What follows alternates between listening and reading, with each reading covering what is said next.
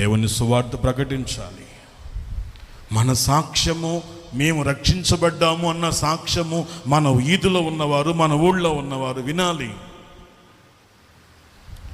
4 గోళ్ల మధ్యన ఉన్న మన సువార్త ప్రపంచవ్యాప్తంగా ఒకవేళ విస్తరించలేకపోవచ్చు, కానీ మన గ్రామాలలో, మన పట్టణాలలో, మన వీధుల్లో యేసుక్రీస్తు బిడ్డలం అని చెప్పబడాలి. హల్లెలూయా.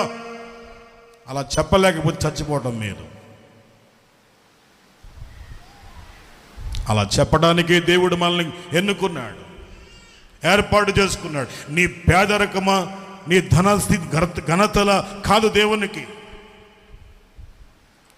మేము ఎలాంటి సువార్థికులం అంటే 10 లక్షలు పెట్టి ఒక మీటింగ్ పెట్టగలం, 10 రూపాయలు లేకోకుండా కూడా ఒక చిన్న మెగాఫోన్ పట్టుకుని రోడ్డు మీద నుంచుని సువార్త చెప్పగలం మేము.